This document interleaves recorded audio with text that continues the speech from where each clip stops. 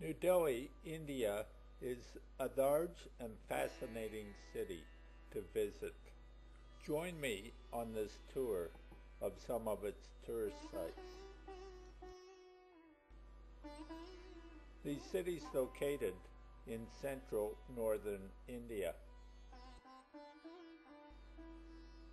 It's long figured in the media and popular literature, as shown by this book, Twilight in Delhi by Ahmed Ali. This early 19th century engraving indicates that there wasn't quite as much in New Delhi as there is today. It really has grown.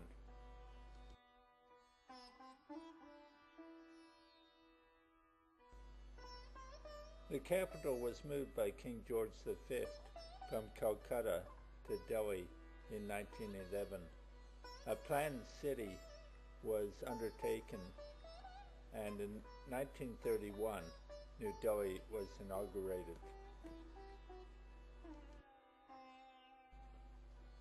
It's a wonderful example of planned development by engineers and architects on a site where they were free from all restrictions.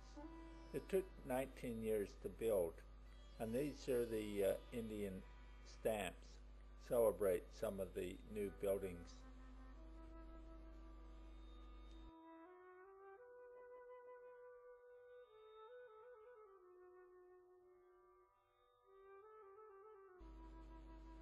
Let's take a look at some of the buildings in New Delhi.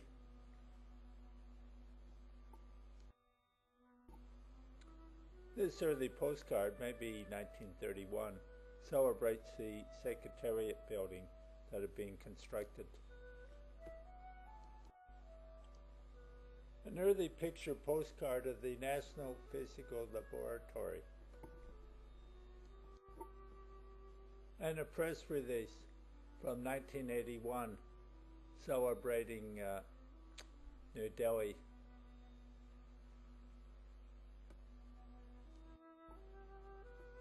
And a stereogram that celebrates the, I think it's the Viceroy's palace that later became the President's building. This was known as the Viceroy's house until 1950, but then became the palace of the Rashtrapati Bhavan, or the President's official residence.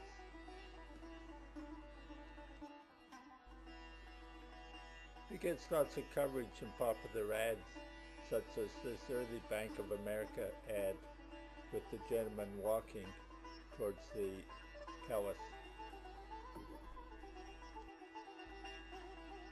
The amount of open space and landscape architecture is impressive in New Delhi. You can certainly tell it's a planned city.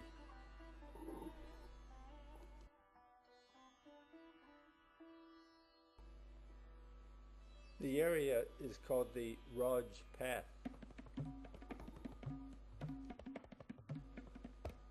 Here's the North Block in Raisina Hill, housing the Home Ministry and the Indian Ministry of Finance. The Parliament of India. Media releases used to be given out to newspapers in the form of black and white photographs with a caption on the back. Here's an early media release celebrating the growth in New Delhi with many new multi-story buildings.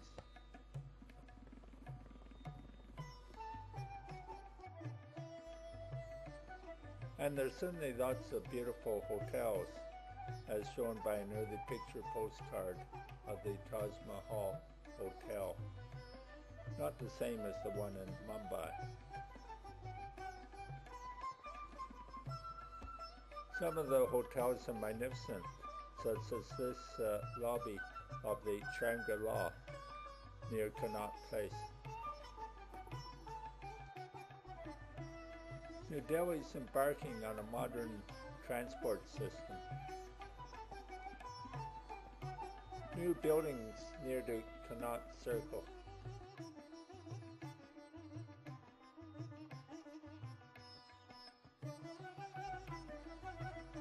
Smog and pollution is bad in Delhi, like many large cities.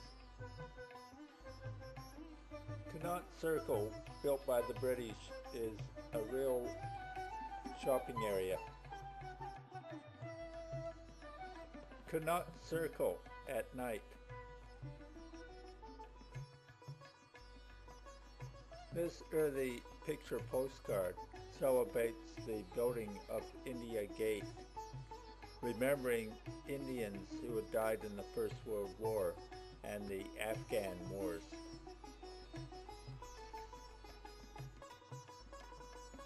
India Gate is still a monument today that receives a lot of respect.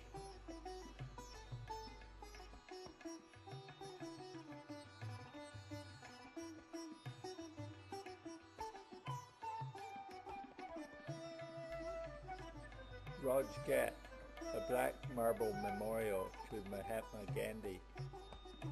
Foreign dignitaries are frequently visitors to the site to lay flowers, and visitors are asked to remove their shoes before approaching. The Akshardham Temple to World Peace only recently opened in November 2005 by the President of India after 5 years of around-the-clock construction. It's said to be the most intricate and largest temple for worship that have been built.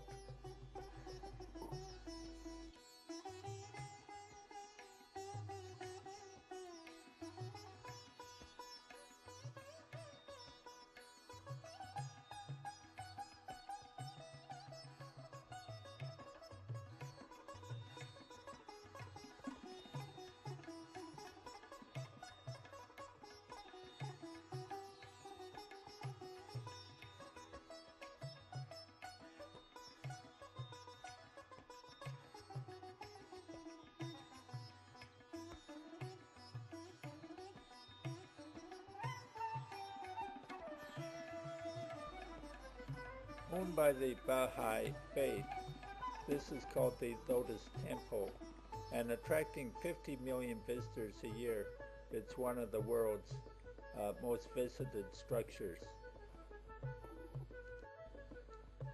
The Laxminarayan Temple, built in 1622, has many shrines, fountains, and a beautiful garden. It attracts thousands of devotees on Lord Krishna's birthday annually. Hinduism is the most popular religion in New Delhi. The Jama Masjid Temple was built by the Mughal Emperor Shah Jahan in 1656 and is probably the principal mosque in Old Delhi.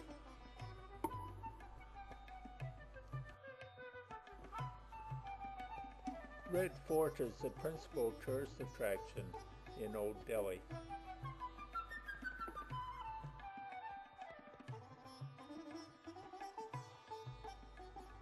Built in the traditional style of the Mughal emperors, it's got mammoth walls, palaces, and mosques.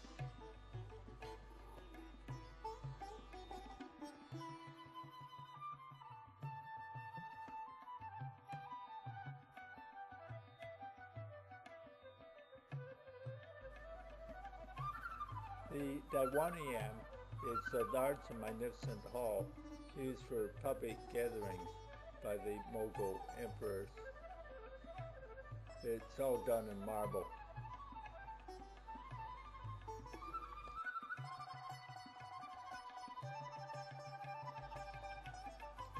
One of the mosques in the Red Fort.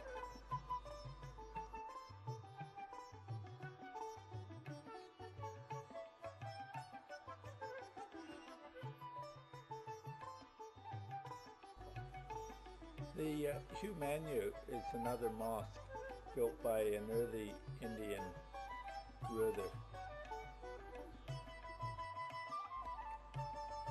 Here's Haussmann, who built the mosque. We'll look at the Qutub Minar. Actually, I have great difficulty with some of these Indian place names.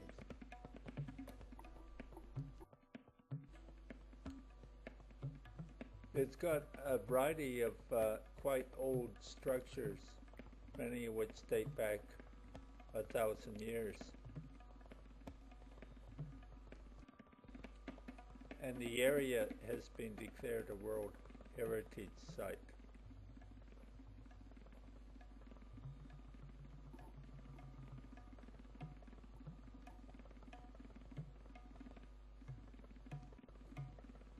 The Delhi Iron Pole was erected about 400 AD. It's 7 meters high and weighs over 6 tons. There's inscriptions on it that have been translated into English and have withstood the test of time.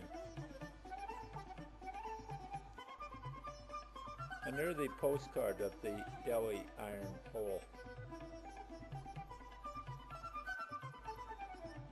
Here's the English translation dating back to 400 AD. Summarizing it, it's about a king that had conquered a lot of land and had died and gone to paradise, but the people remember him.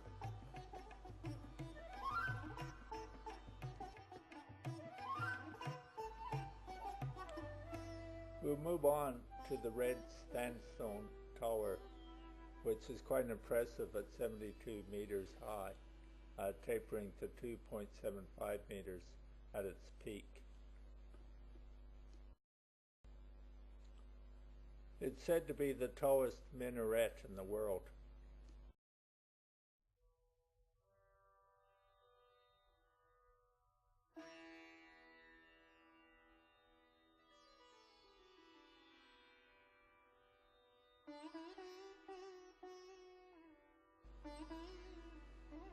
This is said to be one of the oldest mosques outside of western Gujarat.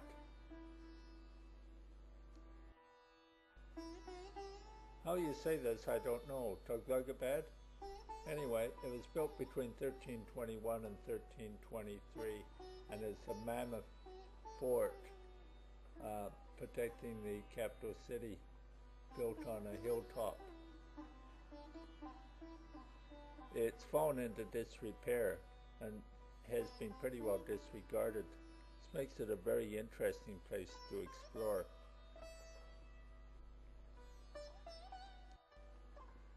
A Google photo showing the outline of the fort with the encroaching buildings of Delhi. It's the biggest fort in Delhi and actually falls into 2 sections with a road running between.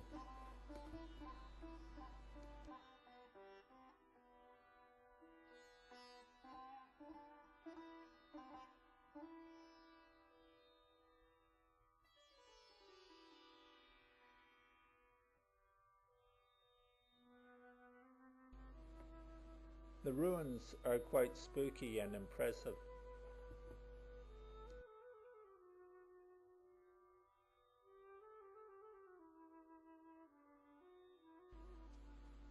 The tomb of the ruler who actually built the fort.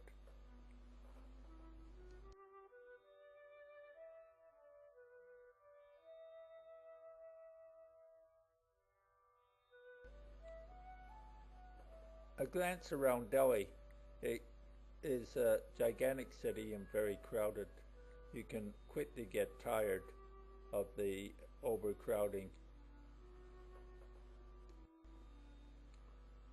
It's chaotic and very busy.